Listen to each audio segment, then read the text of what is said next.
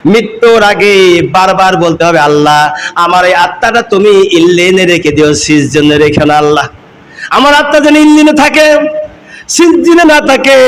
মৃত্যুর আযাব সবচেয়ে কঠিন আযাব। এই কঠিন আযাব থেকে বাঁচতে গেলে পরে আপনাকে আল্লাহর কাছে বারবার দোয়া করতে হবে। কঠিন আযাব, যন্ত্রণা, বড় শাস্তি। বেনামাজি যারা, তারা সাবধান হয়ে যান। কবরের জন্য কি আমল করেছেন আপনি? যে জুমার নামাজ 2 রাকাত পড়ে আপনি বাড়া চলে বাইরে আড্ডা করেন, তো 10 ঘন্টা ধরে যে 10-15 মিনিট আড্ডা করেন, আপনি একটু সময় পান।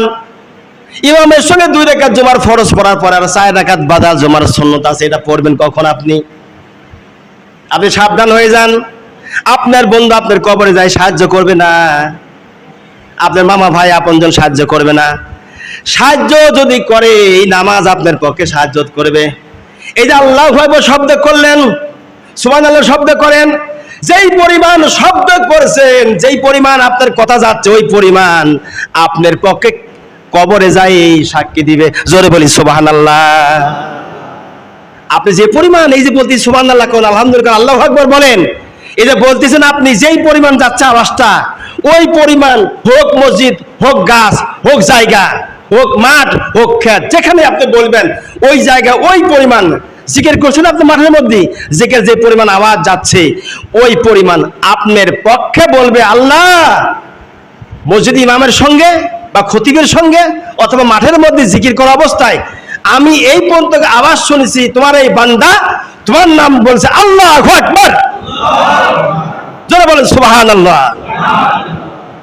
আল্লাহ নই বলেন, নামাজ দেই পরিচয় মুসলমানের। যে মুসলমান নামাজ পড়ে না, 3 জুমা পর্যন্ত কাজা করে গেল, ও আর কাফের সমান, এতে কোনো সন্দেহ নাই। এখন আমরা এরকম কত কাফের বউলি সংসার করতেছি না, করছি না? কত কাফের বউলি সংসার করতেছি, ছেলে বাড়িতে রেখে দিয়েছি, ছেলে নামাজ পড়ে না, বউ নামাজ পড়ে না, নাতি নামাজ পড়ে না, বেটার বউ নামাজ পড়ে না। এরকম হাজার হাজার মানুষকে আমরা তাদের নিয়ে আমরা ঘরের ভিতরে রেখে দিয়েছি।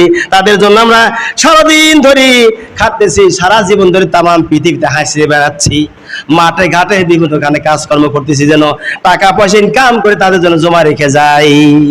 একবার কি ভেবে দেখেছেন, যাদের জন্য টাকা পয়সা জমাচ্ছেন, এই নামাজ বাদ দিয়ে, রোজা বাদ দিয়ে, আল্লাহর নামে জিকির বাদ দিয়ে, কোরআন তেলাওয়াত বাদ দিয়ে যাদের জন্য টাকা জমাচ্ছেন, ওরা আপনার শত্রু। কিন্তু এই কোরআন আপনার শত্রু না, কোরআন হলো আপনার বন্ধু। বলুন সুবহানাল্লাহ। আমি আপনাদের দাওয়াত দিচ্ছি, ইসলামের দাওয়াত দিচ্ছি, কোরআনের সঠিক রাস্তা বাতাই দিচ্ছি। আমি আপনাদের শত্রু নয়, আপনাদের বন্ধু হতে চাই, মিত্র হতে চাই। আর বন্ধুত্ব করতে হবে একজন মুমিনের সাথে, কাফেরের সঙ্গে নয়। বন্ধুত্ব করবেন কার সঙ্গে? এই আজকের আলোচনার বিষয় ছিল মুমিনের সঙ্গে বন্ধুত্ব করা।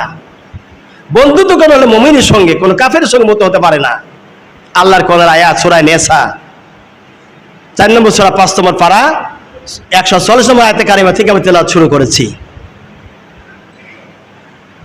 আল্লাহ যেন কবুল করে, আগামী দিনের জন্য এই কোরআন থেকে আলোচনা করতে পারে বলি আমিন।